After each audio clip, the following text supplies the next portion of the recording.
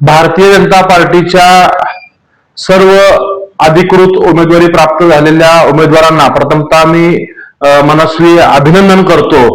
उद्याच्या निवडणुकीसाठी त्यांना मनापासून शुभेच्छा देतो।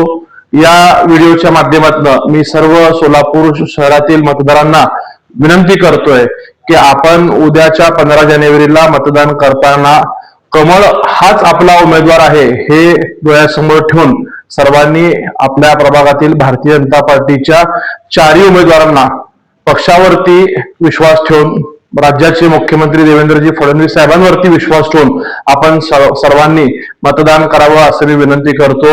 आज सगळ्यांची अधिकृत उमेदवारी पक्षाकडे जाहीर झाल्यानंतर कदाचित अनेक जण संभ्रम निर्माण करण्याचा प्रयत्न करतील।